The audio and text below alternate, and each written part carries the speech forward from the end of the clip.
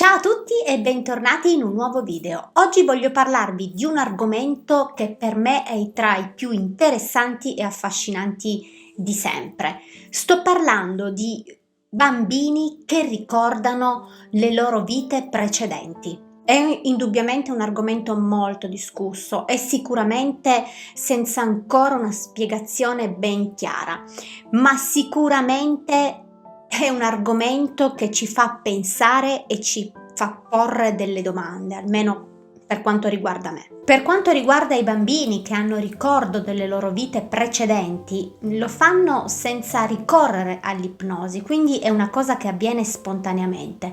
Nel mondo ci sono stati diversi casi documentati di bambini che hanno rivissuto le loro vite precedenti, avendo ben chiaro chi erano stati, come si chiamavano, chi erano i loro parenti e soprattutto i luoghi dove avevano vissuto. Anche qui c'è molta discussione in merito, se sono veramente dei ricordi legati all'anima che può veramente sopravvivere dopo la morte o se c'è soltanto tantissima immaginazione.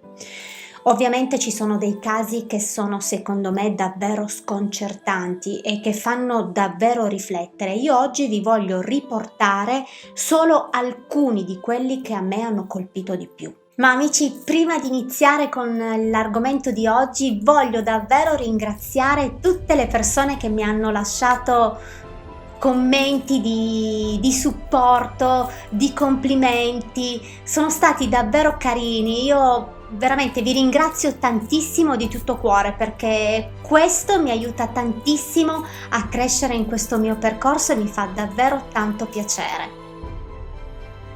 Quindi, se siete appassionati come me di paranormale, storie legate al mistero e storie true crime, vi chiedo di iscrivervi al canale e di attivare la campanellina per non perdere tutti i miei prossimi video. Ma adesso iniziamo. Il dottor Ian Stevenson dell'Università della Virginia è stato uno dei primi medici ad indagare sulle storie di circa 2500 bambini nel mondo che ricordavano le loro vite precedenti e in alcune occasioni è andato di persona a cercare i luoghi e le persone che questi bambini avevano descritto, confermandone le loro storie. Al suo posto oggi c'è il medico Jim Tucker che porta avanti queste ricerche al posto di Ian Stevenson, documentando innumerevoli altri casi. Il bambino che ricorda la sua vita passata comincia ad avere questa consapevolezza intorno ai 3 anni, ha immagini, ricordi e intorno ai 6 anni che questa cosa comincia a diminuire fino alla sua definitiva scomparsa. Molti di questi bambini vivono tutta la situazione con disagio, difficoltà, sofferenza, perché come abbiamo detto ricordano perfettamente i loro familiari, quindi vivono dentro un senso di abbandono davvero angosciante. Se provo a mettermi nei loro panni, penso che vivrei la cosa davvero con angoscia e tristezza. Se avessi ricordo dei miei genitori, delle mie sorelle, di un marito, magari se abbiamo avuto anche dei figli, deve essere una cosa veramente terribile trovarsi in un posto che non riconosciamo. Tutti i casi del dottor Stevenson sono stati documentati in libri e articoli. Pensate che riporta anche un fatto parecchio strano, che questi bambini hanno in comune nelle loro vite passate delle morti davvero traumatiche. Ma adesso andiamo a vedere solo alcuni dei casi che a me hanno colpito di più. Uno dei casi che mi ha colpito di più è quello di Cameron McCauley, un bambino come molti, solare, loquace, vive con la mamma separata e il fratello maggiore. A soli 3 anni comincia a raccontare che ha ricordo di una vita che non corrisponde a quella che sta vivendo. Inizia a dire di aver vissuto a Barra, in un'isola sperduta a circa 300 km da Glasgow, in Scozia, dove stava vivendo attualmente. Ha ricordi precisi del luogo in cui aveva vissuto, della sua famiglia che non era quella attuale, ed era una cosa impossibile perché non era mai uscito dalla sua cittadina di Clydebank e tantomeno era mai andato a Barra. La mamma all'inizio è davvero stranita da tutti questi racconti, ma pensa solo ad una fervida immaginazione del figlio. Anche a scuola cercano di evitare questo argomento e quando Cameron ne parla non danno molto peso alla cosa. Ad un certo punto però il bambino comincia a presentare diversi malesseri, si sente fuori posto, è triste, piange spesso ed è convinto che la sua famiglia di Barra lo stia cercando disperatamente. Nomina sempre più spesso sua madre, i suoi fratelli e soprattutto suo padre, Shane Robertson, che era morto in un incidente stradale. Tutta la sua famiglia gli mancava moltissimo. Insomma, aveva dei dettagli molto chiari nella sua testa. Tutta questa situazione dura per circa 3 anni. Intorno ai 6 anni del bambino la mamma comincia ad essere molto spaventata da tutta questa situazione, dal malessere del figlio e decide di portarlo da uno specialista, ma non solo da uno. Ma da Cameron, da tutti gli esami fatti, non viene fuori nulla di strano. La madre di Cameron comincia a fare delle ricerche e scopre che storie come quella del figlio ce ne sono a centinaia. Decide quindi di proporre il caso di suo figlio ad un'emittente televisiva ed è qui che viene contattata dal dottor Tucker, che è molto incuriosito dalla storia di Cameron. Quando li incontra, decide insieme alla mamma e a Cameron di dirigersi insieme sull'isola di Barra per cercare di aiutare definitivamente Cameron e per porre un punto a quella situazione. Grazie a questo viaggio, che si può trovare ovunque in rete perché è stato documentato, registrato e proposto in diverse trasmissioni televisive, si è potuta verificare la correttezza dei ricordi di Cameron, come il punto esatto in cui si trovava la casa, il nome della sua famiglia che era Robertson, un cane bianco e nero, la vista dalle finestre della spiaggia o il rumore degli aerei che atterravano sulla spiaggia. La casa non riuscirono a trovarla subito. La madre si ricordò appunto dei ricordi che aveva Cameron della vista dalle finestre della spiaggia e dei rumori che gli aerei facevano quando atterravano appunto sulla spiaggia e decisero appunto di andare verso la costa, dove si trovarono di fronte alla casa che Cameron aveva descritto. E la cosa più incredibile è che quando arrivarono lì, Cameron si fiondò in un'apertura attraverso i cespugli che sembrava proprio un'entrata segreta alla casa. Si scoprirà che lì dentro aveva vissuto una famiglia di nome Robertson, come aveva detto Cameron. Più tardi, quando fanno rientro in albergo, riescono anche ad ottenere delle foto di quella famiglia e lì Cameron riconosce l'auto nera di cui aveva tanto parlato e il cane immaculato. Più tardi riescono anche a trovare delle foto della famiglia che aveva vissuto in quella casa e Cameron riconosce l'auto nera di cui aveva spesso parlato e il cane immaculato. Fortunatamente, quando fa poi rientro a casa, Cameron è più tranquillo, aveva accettato il fatto di avere un'altra famiglia e questo con il tempo l'ha aiutato anche a dimenticare il suo passato. Un'altra storia davvero incredibile è quella di James Leininger, un ragazzo americano nato nel 1998 in California e da sempre appassionato di aerei.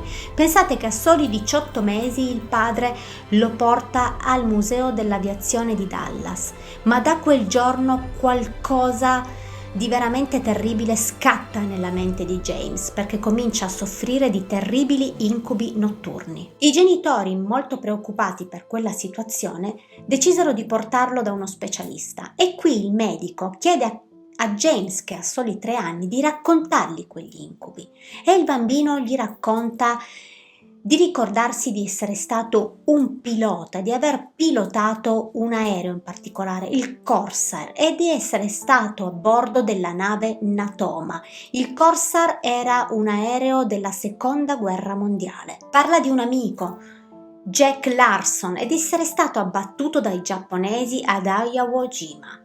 Ripercorre tramite i disegni tutto lo scontro a fuoco e i bombardamenti, ed era una cosa davvero incredibile perché James non aveva mai avuto incidenti aerei, tanto da poterlo magari traumatizzare. È il padre che decide di raccogliere più informazioni sulla battaglia di Iwo Jima e si rivolge all'associazione di Natoma Bay, che gli racconta che un solo aereo venne abbattuto durante quegli scontri e a pilotarlo era un ragazzo di 21 anni di nome James Houston. Nel 2004, quando James ha solo 6 anni, i genitori decidono di portarlo ad una riunione di veterani proprio su Natoma ed incredibilmente qui il bambino riconosce alcuni suoi compagni di volo. I genitori decidono di mettersi in contatto con la sorella del pilota morto in quell'aereo, Ann Baron. Quando James la sente al telefono, la chiama subito con il nomignolo con cui l'aveva sempre chiamata, Annie. La donna è davvero scioccata da quella storia e decide di incontrarlo. Durante il loro incontro hanno sempre solo dialogato di ricordi e di segreti legati alla loro famiglia che solo loro potevano sapere.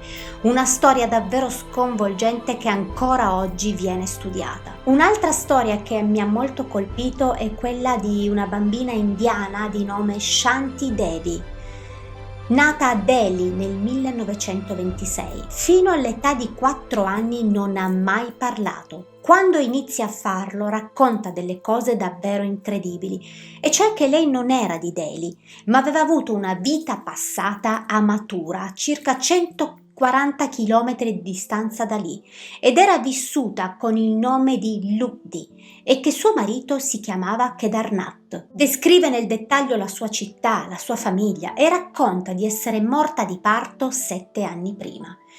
Passano 2 anni, le versioni non cambiano mai. Ad un certo punto la famiglia decide di capirci qualcosa di più e manda a Mathura lo zio Santi, e quello che scoprirà lì è qualcosa di davvero sconvolgente. Gli racconta che un sarto viveva lì con la moglie Lugdi, che era morta di parto l'anno prima che nascesse Shanti, e gli conferma anche il nome del marito, Kedarnath Chaubey. Questa storia fece talmente scalpore che persino Gandhi nominò una commissione di inchiesta per indagare. Era un gruppo di scienziati, giornalisti e politici che decidono di portare proprio Shanti a Mathura per vederci chiaro su quella storia. Appena arriva sul posto, Shanti sorprende davvero tutti perché ricorda con chiarezza la bottega del sarto, addirittura riconosce la sorella, Narmanda Bey, ma soprattutto riconosce il figlio che aveva dato alla luce, Navneet Lal, un bambino di 9 anni. Appena lo vide disse subito: lui è mio figlio, e a chi gli chiese come faceva a riconoscerlo, le rispose che la sua anima aveva riconosciuto quella del figlio, facendo scoppiare a piangere tutti perché era stato un incontro davvero molto emozionante. A quel punto per la commissione nominata da Gandhi era chiaro che fosse tutto vero, una prova reale di reincarnazione. Ma c'è un punto buio in questa storia e ve la voglio raccontare. Un anno dopo la morte di Shanti si venne a sapere che un sarto, proprio di nome Kedarnath Chaubey, si recava spesso a Delhi e soprattutto in un negozio di fronte alla casa dei genitori di Shanti. E questo fece emergere diversi dubbi, perché si arrivò a pensare che forse la bambina aveva involontariamente ascoltato la storia di quel sarto e che inconsciamente l'abbia fatta poi sua. Amici, che storie, ce ne sono tantissime, credetemi. Io ho scelto queste 3 perché sono quelle che conoscevo meglio e quelle che mi hanno colpito di più, ma ce ne sono moltissime e mi piacerebbe davvero ripercorrerne altre insieme a voi. Voi cosa ne pensate di questo argomento? Secondo voi è possibile che esista davvero la reincarnazione, che quindi l'anima sopravviva alla morte del corpo e riesca a reincarnarsi in un altro corpo, oppure è solo frutta di molta immaginazione, magari storie ascoltate come il caso di Shanti e poi elaborate nella propria mente, riuscendo poi a diventare le storie di queste persone che ricordano le loro vite passate? Ho letto che in molti casi le persone che ricordano le loro vite passate, quando incontrano i luoghi dei loro ricordi o le persone dei loro ricordi, hanno una fortissima sensazione di déjà vu. A voi è mai capitato? Fatemelo sapere nei commenti, sono molto curiosa di sapere che cosa ne pensate voi. Io ho avuto diverse volte una sensazione di déjà vu. Amici, se questo video vi è piaciuto non dimenticate di lasciarmi un like. Io vi mando un bacio grande e ci vediamo venerdì con il prossimo caso. Ciao amici!